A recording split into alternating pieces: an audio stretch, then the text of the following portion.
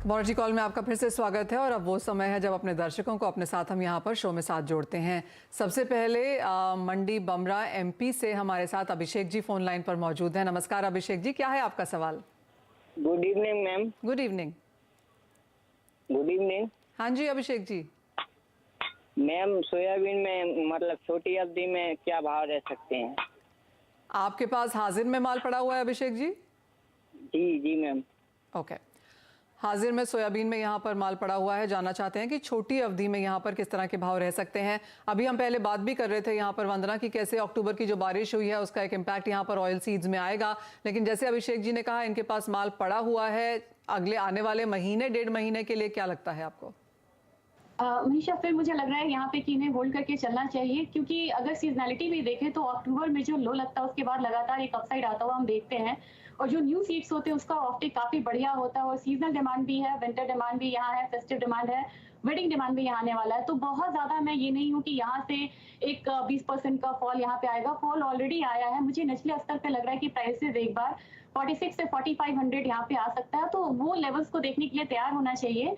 क्योंकि यहाँ पे इनका स्पॉट में माल है, फिजिकल में है, तो मुझे लग रहा है कि 1 से 1.5 महीने अगर ये होल्ड करते हैं तो ऊपर की तरफ इन्हें एक बार 5200 तक का जो स्तर है वो देखने को मिलेगा। 5200 से 5500 इस लेवल को ध्यान में रख के ये होल्ड कर सकते हैं अभी। ऑलराइट, खाने के तेलों में हल्की सी बढ़त देखने को मिल सकती है, स्पेशली सोयाबीन में। तो अभिषेक जी वो आपके लिए राय है 5200-5500 के लिए यहाँ पर अपना माल होल्ड करें। 1-1.5 महीने में आपको उस तरह के लेवल्स देखने को मिल पाएंगे। हमारे साथ अब आगरा से कमल गुप्ता जी फोन लाइन पर हैं। नमस्कार कमल जी, आपका सवाल क्या है? Good morning ma'am. हाँ जी Kamal. Good evening ma'am. Good evening ma'am मेरे 500 क्विंटल सरसों क्या करना चाहिए? खाने के तेलों में ही ये सवाल भी है, लेकिन इनके पास सरसों है और 500 क्विंटल का स्टॉक है। वंदना, यहाँ पे क्या राय है? क्या सरसों भी खाने के तेल बाकी खाने के तेलों की तरह मूव करेगा? मुझे लग रहा है मनीषा ये आउट परफॉर्म करेगा, क्योंकि जो नदर्न स्टेट्स हैं और विंटर्स में इसकी डिमांड काफी ज्यादा बढ़ जाती है और फेस्टिवल सीजन में और भी यहाँ पे बढ़ती है। और यहाँ पे जो बात हो रही थी मनीषा, मुझे लग रहा है कि बायोफ्यूल जो है एक बैलेंसिंग फैक्टर है। जब भी प्राइसेस बहुत नीचे आते हैं तो हम ब्लेंडिंग बढ़ाती है काफी सारी कंट्रीज, तो मेरे ख्याल से ये पॉजिटिव है फार्मर्स के लिए। मुझे मस्टर्ड सीड में भी लग रहा है कि यहाँ पे अगर हम थोड़ा सा दिसंबर तक का टाइम लेके चले तो यहाँ पे 250 से 300 तक का जो इजाफा है वो मुझे लग रहा है कि इजिली यहाँ पे आ सकता है। और अगर मैक्सिमम मुझे लग रहा है कि 7 से 8% तक ऑयल सीड्स गिरेंगे। मैं सीपीओ की बात नहीं करी, मैं सोयाबीन और मस्टर्ड की बात करी, उसके बाद मुझे एक रिबाउंड लग रहा है दोनों ही ऑयल में। पाम तेल में जो हमने पिछले एक हफ्ते में 12% की गिरावट देखी, 12% का इजाफा आते हुए देखा है क्लियरली कच्चे तेल के लिहाज से, और जिस तरह से मलेशिया से एक्सपोर्ट भी बनता हुआ नजर आया। लेकिन जैसे वंदना दौरब कह रहे थे कि इस साल के अंत तक भाव गिरने की आशंका है और गिर के ही बंद होने की आशंका है। आपको लगता है कुछ डाइवर्जेंस यहाँ पर विद इन एडिबल सेक्टर देखने को मिलेगा? जी मनीषा, मुझे लग रहा है यहाँ पे एक बहुत ही पावरफुल टूल है गवर्नमेंट के पास है, वो है इम्पोर्ट ड्यूटी। तो अगर देखा जाए तो जो फॉल भी आया था वो तभी आया था जब इंडोनेशिया मलेशिया ने यहाँ पे एक्सपोर्ट टैक्स को हटाया था, नहीं तो प्राइसेस अच्छा खासा ऊपर की तरफ थे यहाँ पे। तो मुझे लग रहा है कि वो टूल है और वो इमीडिएट इफेक्ट के साथ मार्केट में एक इम्पैक्ट लाता है, क्योंकि ना तो हम डिमांड को चेंज कर सकते हैं ना सप्लाई को ओवरनाइट चेंज कर सकते हैं। तो ये एक प्रेशर है ऑयल इंडस्ट्री की तरफ से कि जो इम्पोर्ट ड्यूटी है उसको यहाँ पे बढ़ाना चाहिए, एटलीस्ट 40% तक इनको करना चाहिए। तो मेरे ख्याल से अगर वो चीज इंप्लीमेंट यहाँ पे होती है तब जाके मुझे लग रहा है कि ये जो फॉल की बात आ रही है 3000 रिंगिट, ये तब मुझे नहीं लग रहा। और मुझे लग रहा है कि कहीं ना कहीं इसे 3400 के करीब एक लिमिटेड डाउनसाइड जो है वो देखना चाहिए। और अगर क्रूड ऑयल प्राइसेस, हालांकि ये जस्टिफाइड नहीं है इतना हायर लेवल क्रूड ऑयल में, क्योंकि हम जानते हैं कि जो फिजिकल डिमांड है वो एक्चुअली थोड़ा सा कम हुआ है यहाँ पे। तो मेरे ख्याल से अगर क्रूड ऑयल में बहुत ज्यादा फॉल नहीं आता और इम्पोर्ट ड्यूटी यहाँ पे थोड़ी सी बढ़ती है तो ये जो एक बैलेंसिंग फैक्टर होगा यहाँ पे क्रूड पाम ऑयल के लिए भी। और यहाँ पे क्योंकि बहुत आयात हो चुका है ऑलरेडी, तो बहुत ज्यादा इजाफा की बात नहीं करूंगी, लेकिन मुझे लग रहा है एक बैंड होगा यहाँ पे 3400 से लेकर ऊपर की तरफ यहाँ पे 4200। तो ये एक मेजर बैंड होगा जिसमें ट्रेड हो सकता है बाकी का महीना 2022 का।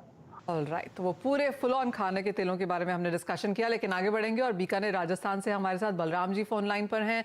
नमस्कार बलराम जी, आपका सवाल क्या है? मैडम ये पूछना था कि मैंने 53,000 का पुट ऑप्शन ले रखा है सिल्वर का। ओके। तो उसके फीचर के बारे में पूछना था।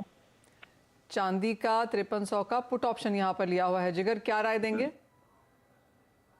सी अगर मैं चांदी की बात करूं, आज का तो अंडरटोन बेरिश ही है, जैसा कि फ्राइडे को नॉन फार्म पेरोल नंबर्स आया था एंड स्ट्रॉन्ग डॉलर भी है यहाँ पे, जैसा कि हमने पहले भी बात कर ली है। सीपीआई नंबर है यूएस के 8.3, जो प्रीवियस रीडिंग था उसके सामने 8.1 का रीडिंग एक्सपेक्टेड है। मिनट्स आएगी फेड की मीटिंग की, सो मुझे ओवरऑल लगता है सेंटीमेंट अभी भी बेरिश ही है। सी सिल्वर की मैं बात करूं, overall 11% year to date fall हुआ है। It's absolutely struggling.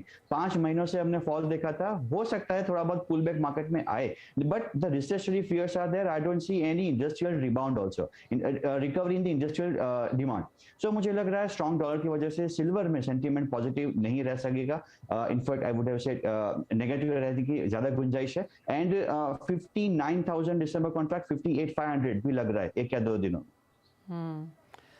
ऑलराइट, यानी कि चांदी में गिरावट बरकरार रह सकती है और आपका जो पुट आपने बाय किया हुआ है शायद वो आपको यहाँ पर, जैसे उन्होंने कहा कि लेवल्स नीचे और यहाँ पर आएंगे। 2% की गिरावट के साथ फिलहाल कारोबार है। और जैसे हम पहले भी कह रहे थे कि रुपए में इतनी ज़्यादा डेप्रिसिएशन देखने को मिली है, उसके बाद भी कोई कुशनिंग इफेक्ट हमने यहाँ पर इंडियन कमोडिटी प्राइसेस में आता हुआ नहीं देखा। जो एक सेंटिमेंट है हल्का सा बेरिश आज यहाँ पर काफ़ी कमोडिटीज़ के लिए देखने को मिला है। लेकिन इसी के साथ शो समेटने का भी समय है। जिगर, वंदना, बहुत शुक्रिया साथ जुड़ने के लिए, तमाम कमोडिटीज़ पर स्ट्रैटेजीज बनाने में मदद भी करने के लिए। मुझे भी दीजिए इजाज़त। जब ब्रेक के बाद लौटेंगे तो लेकर आएंगे आवाज़ समाचार।